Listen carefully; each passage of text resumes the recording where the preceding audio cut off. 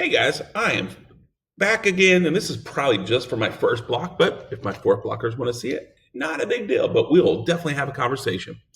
By this time, I hope you have read the Columbian Exchange reading.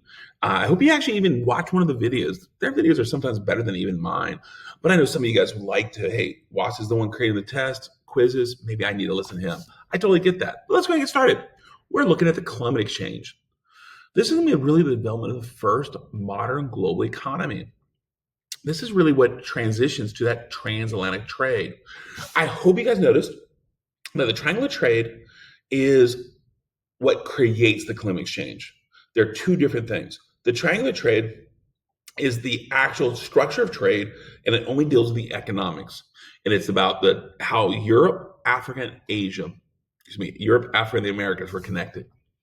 The Columbian Exchange is the global interaction. It's the global cultural and economic exchange of ideas, products, theories, and other things between the New World, the Americas, and the Old World, which would be Europe, Africa, and Asia. That is exactly what the Columbian Exchange is. By this time, you should have some wonderful maps I hope you've looked at. The New World gave the Old World agricultural goods. Think about it. What were they? Think about it. Say it out loud. Just do it, even if you're by yourself. Tomatoes. Do you say tomatoes or tomatoes? Potatoes. They gave other things. Even peanuts came this way, which is interesting, right? Not sure why that's important. We'll talk about that later. So look at that. The New World, peanuts, tobacco, corn.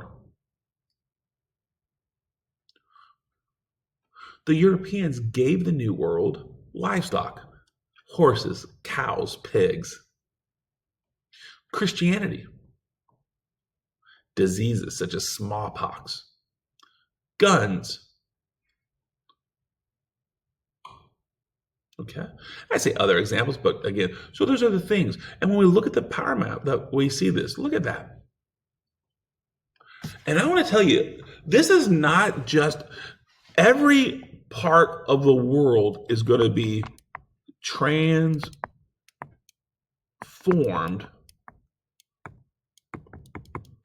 by it, okay? And this is not hyperbole. This is literally important stuff, right? For example, the horses in North America will transform the Native American communities, change them. Now, unfortunately, it's going to lead to the extinction of buffalo, but that's another story. Think about livestock. It's going to transform the Great Plains. It's going to create a new protein supply for everyone. So populations are going to be able to grow and expand. Into Europe, it's going to be expanded because of things like the potato.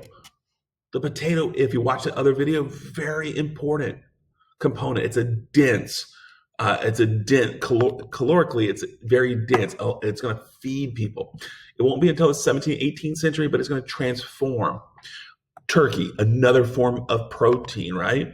And we see just some stuff here. And again, every aspect, Africa, China. One of my favorite things we can talk about, one of my favorite things in Chinese food is Kung Pao chicken. Kung Pao chicken is made with peanuts. So therefore, before the Columbian Exchange, there was no Kung Pao chicken. Now there is. Think about Italian food. Italian food, what we see as traditional Italian food, doesn't occur until after the 15 and 1600s.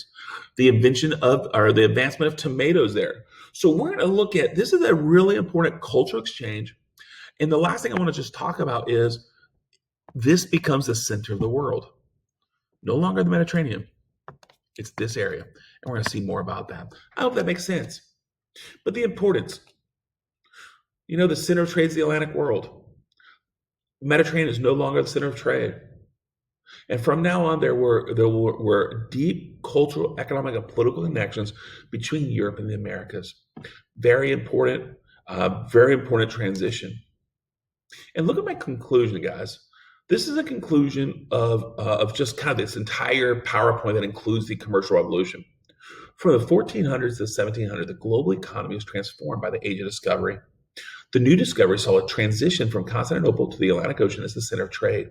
Additionally, the formation of capitalism and mercantilism organized the global economy so that European states benefited unequally. The Columbian Exchange saw a diffusion of goods, ideas, and wealth from Eastern and Western hemispheres.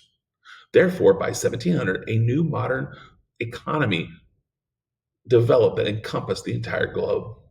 I hope that makes sense to you guys. And again, I hope this helps you. And again, good luck and cheers.